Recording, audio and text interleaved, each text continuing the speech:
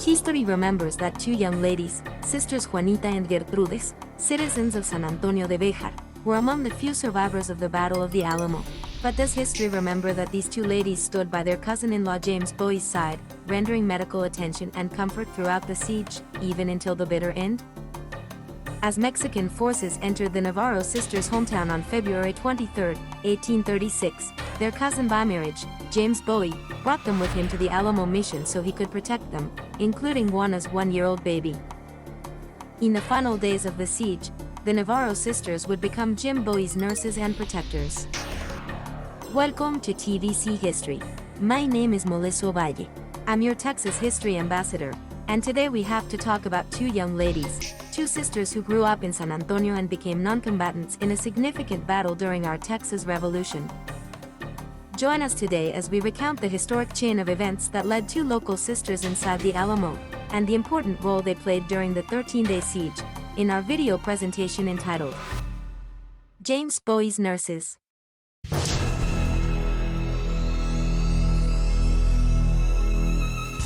But first, let me welcome you if this is your first time on our TVC page. You're at the right place if you love and appreciate Texas Revolutionary history. We're glad you're here, so please hit the like and subscribe buttons and become part of our family. Additionally, if you don't want to miss out on any future videos, hit the bell notification button right now so you can catch all our stories. Also, please support our efforts at the TVC by purchasing cool Texas-themed merch from our online store. Check out our vast selection of patriotic Texas-themed tees, available in several vibrant colors, and both short and long sleeves. The link to our store, TVC Promo Gear, is provided in the description section. And finally, if you want to learn more about the Tejanos and their participation in our Texas Revolution, remember to order your copy of our book, Tejano Volunteer Company, Stories of Our Texas Revolution, available on Kindle, paperback, and hardcover. The link to request your book is also in the description section below. Now let's get back to our presentation. Señorita Juanita, or Juana, and Señorita Gertrudis, were born in San Antonio de Béxar, to José Ángel Navarro and Concepción Cervantes. The Navarro family was well known and respected in Béxar, and at that time, Juanita's father and her uncle, José Antonio Navarro, held principal positions in local San Antonio government.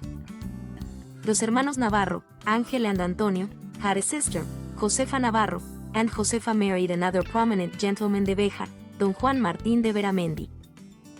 Unfortunately, when Juana was about 17, her mother died, and her father remarried almost a year later, in January 1831. History remembers that Juana and her younger sister were left alone with a stepmother who didn't know them. So Señora Josefa Beramendi, their aunt, thought it would be in the girls' best interest for her to adopt them. And, since the Navarros and the Beramendis were close families with strong bonds, the Navarro girls had grown up with, and were close to, Josefa's oldest daughter, their cousin, Úrsula de Beramendi, and considered her to be like another sister. Although the girls spoke little English, their families socialized with the prominent Anglo families in Béxar. Two of those friends were Samuel and Mary Maverick. In 1831, Juana attended the wedding of her cousin, Úrsula, to James Bowie, at San Fernando Church. The following year, Úrsula and Jim Bowie participated in Juanita's marriage to Alejo Pérez Remigio, a relative of the De León family. History remembers that the De Leóns founded Victoria, Texas, and Pérez Remigio was a merchant licensed to transport goods to and from Monclova, Mexico. Juana and her new husband moved to a home in San Antonio. They had lived there together for about a year when tragedy struck. In 1833, Juana's adoptive family, los Beramendis, including sister cousin, Úrsula, passed away during a cholera epidemic in Monclova. The whole Beramendi family was gone. Sadly, 1 year later, Juana's husband also succumbed to the disease in 1834. Hasta más triste, Juana was newly expecting a child. And just like that, the sisters, Juana and Gertrudis, were all alone again, with the Texas Revolution just ahead, in the timeline. On March 23, 1835, Juana gave birth to a baby boy and she named him after her late husband, Alejo.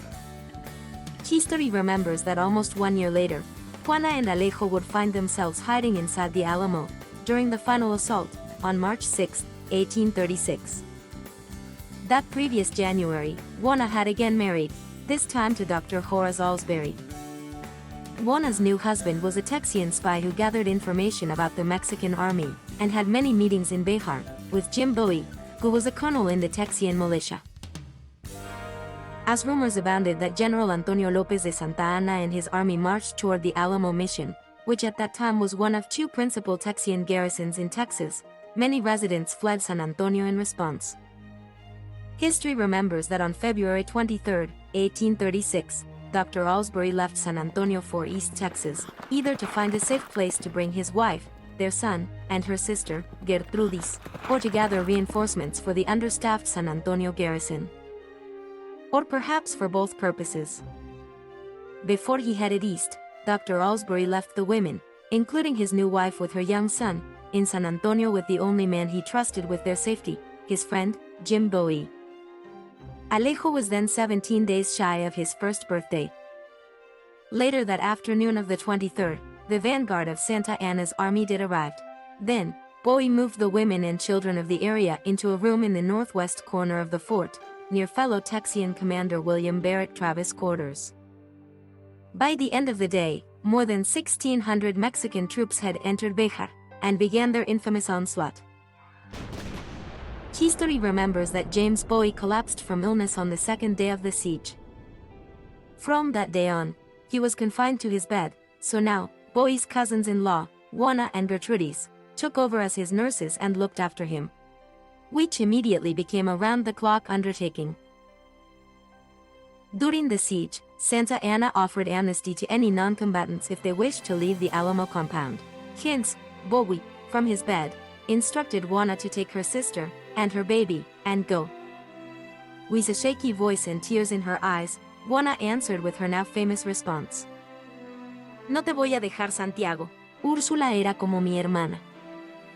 Tú eres mi familia. And history remembers that Juana stayed.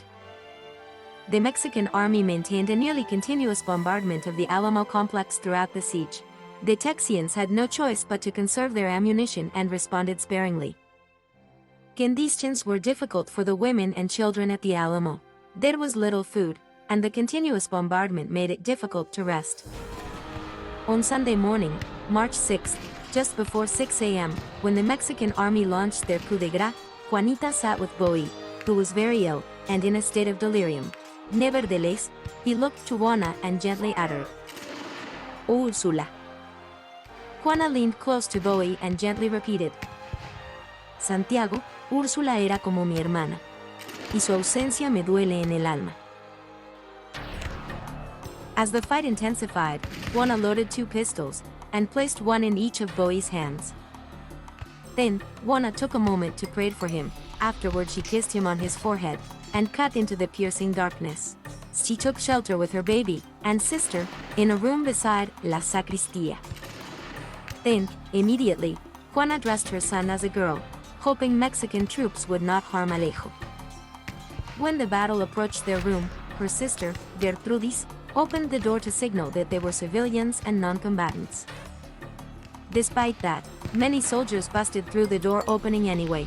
When Mexican soldiers advanced toward her to harm her, a young Tejano defender attempted to intervene and defend her. It was useless. The Mexican troops, in their rage, shot him. And then, also killed the other young Tejano boy in the room. Mexican soldiers entered the room and proceeded to rifle through Juana's trunk.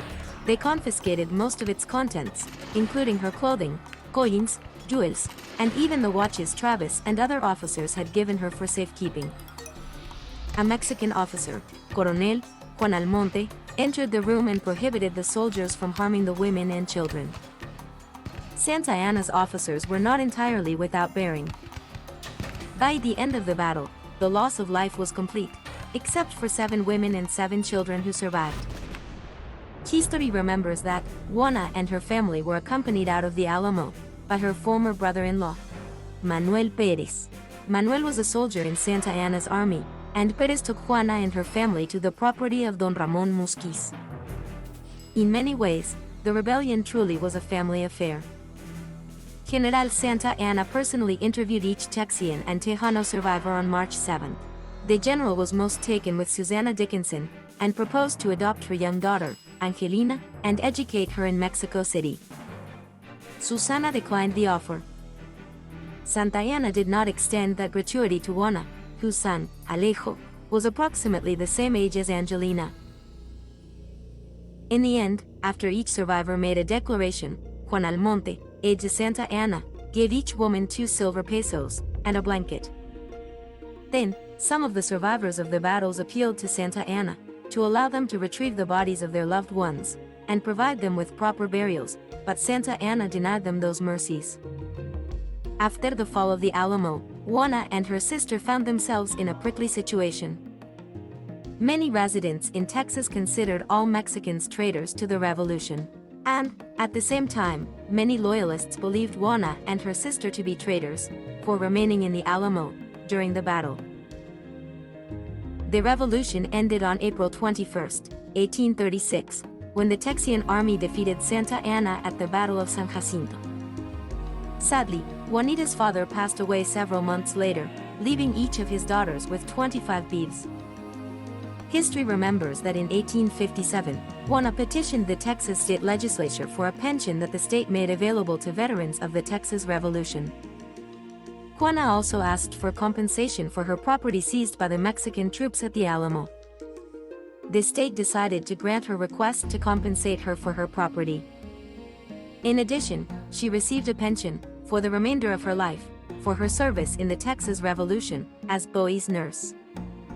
History forgot about Juana for decades, as published accounts of the Battle of the Alamo listed only 2 survivors, Susanna Dickinson, and her daughter Angelina, the babe of the Alamo.